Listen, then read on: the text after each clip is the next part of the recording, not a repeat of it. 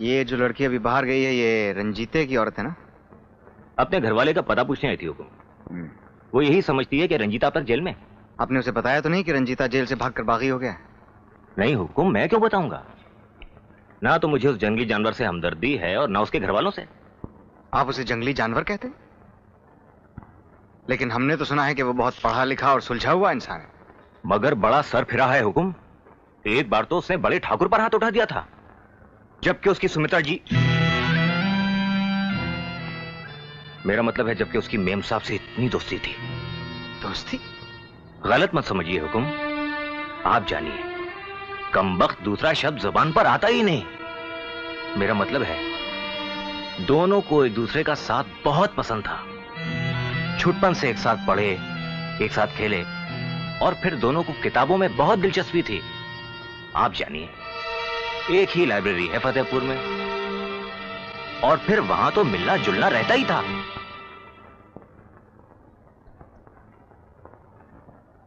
गोपी हवलदार जो बागी हो गया था, ऐसी थाने का था ना? हुकुम। उसकी फाइल लेके आओ।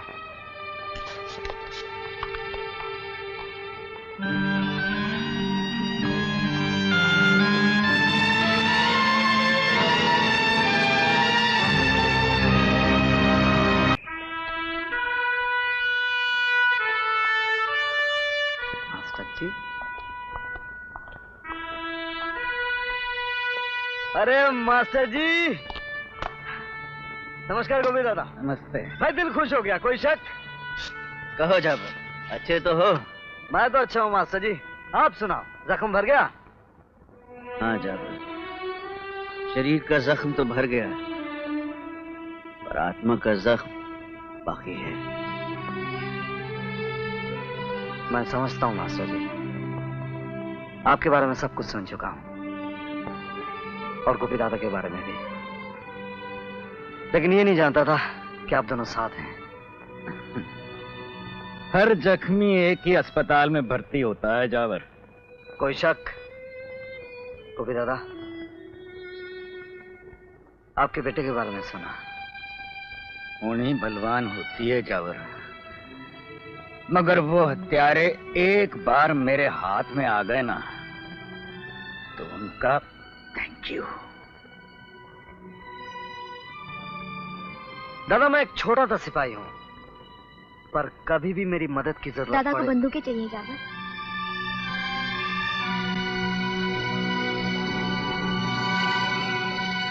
दो चार मेरे पास हैं।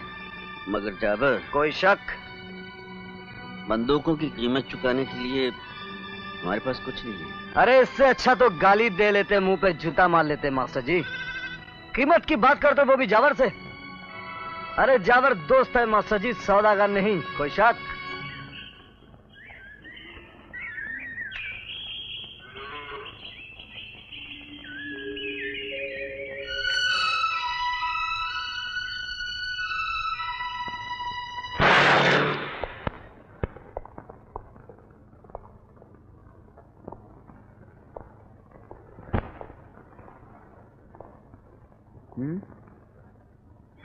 जावर,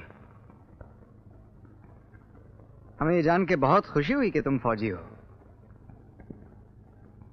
फौजी जवान जहां अपनी बहादुरी के लिए जाने जाते हैं, वहां उनकी सच्चाई और ईमानदारी पर भी शक नहीं किया जा सकता।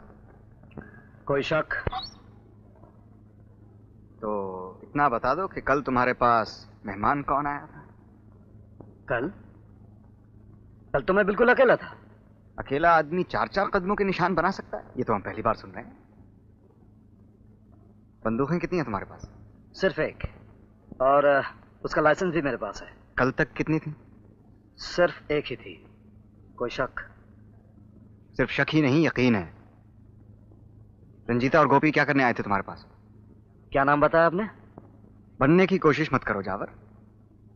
सच उगलवाने के बहुत से तरीके हैं हमारे पास। आप मुझ पर झूठ बोलने का इल्जाम लगा रहे हैं। सिर्फ झूठ बोलने का नहीं, डाकुओं को पनाह देने का, उन्हें हथियार देने का, और शायद उनका साथी होने का। एसपी साहब, आप एक फौजी पर इल्जाम लगा रहे हैं, वो भी बिना किसी सबूत के। तुम ठीक कह रहे हो जावर। अंधे कानून के दरबार में सच्चाई को भी सबूत की जरूरत होती है।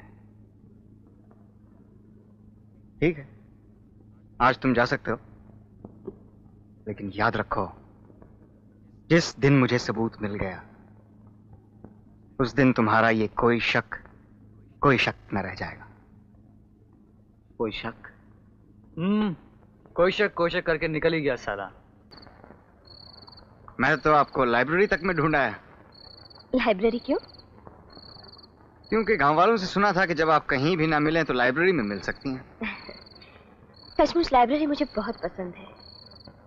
वहाँ का एकांत, पुरानी किताबों की खुशबू, और उस खुशबू में घुली मिली कुछ पुरानी यादें।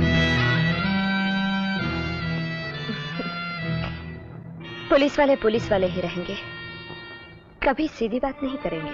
क्यों? टेढ़ी बात भी कौन सी की है हमने? आप मेरे सरताज हैं। आप सीधे भी पूछ सकते थे कि रंजीत से अक्सर तुम लाइब्रेरी में मिला करती थी ना? सच कहिए, यही पूछना चाहते थे ना आप?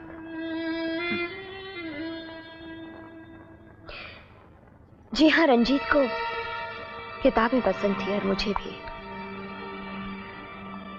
हम अक्सर वहां मिला करते थे। और उससे मिलना जुलना आपको बहुत पसंद है? था, मतलब शादी से पहले? जी, बहुत। लेकिन जिंदगी तो जिंदगी है, न जाने किस मोड़ पर आकर हमारे रास्ते अलग अलग हो गए। आपका रास्ता मेरे घर की तरफ मुड़ गया और उसका बर्बादी की तरफ। आजकल जेल में होगा?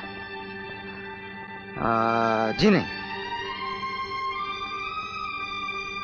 उसे दीवारों से नफरत, हर किस्म की दीवारों से।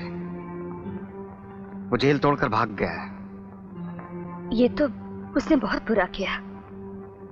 बहुत ही बुरा। लेकिन पुलिस के लिए कम, अपने आप के लिए ज्यादा।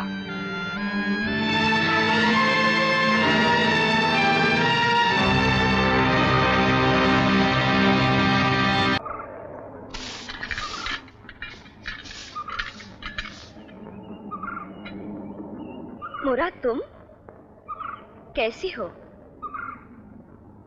तुम अभी तक पढ़ने आती हो?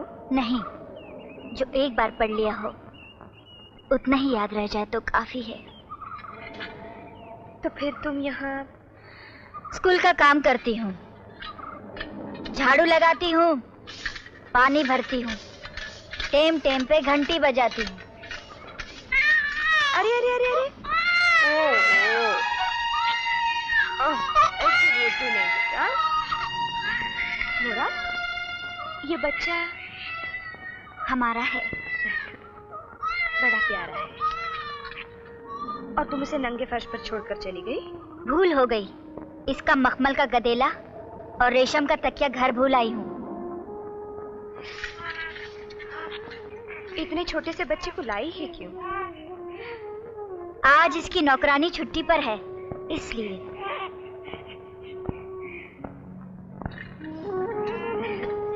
इसकी आंखें और नाक बिल्कुल तेरे जैसे हैं, लेकिन थोड़ी एकदम बाप पर गई है ना रंजीत जैसी? मालूम नहीं, मैंने रणजीत की ठुड्डी कभी ध्यान से नहीं देखी। मोरा, तुम समझती हो ऐसी बातें करके तुम मेरा दिल दुखा सकोगी? मोरा, मैं तुम्हारी किसी भी बात का बुरा नहीं मानूंगी। दुख तो तुम अपने आप को दे रही हो। हाँ, मुझे तुम्हारे दुख की तकलीफ जरूर होगी। जब तू इस तरह की बातें करती है तो मुझे ऐसा लगता है तू नहीं, मेरा रणजीत बोल रहा है। इतना और समझ लो मोरा, तुम और मुन्ना मुझे उतने ही प्यारे हो जितने रंजीत को होगे। जब तक रंजीत नहीं लौटता, ये सब जिम्मेदारियां मेरी हैं। ये स्कूल भी चलाऊंगी और मुन्ने को भी संभालूंगी। ला, मुन्ना मुझे दे दे, भूखा है। ये तो चिल्लाकर अपनी भूख बता देता है, लेकिन जब उसे भूख लगती होगी तो वो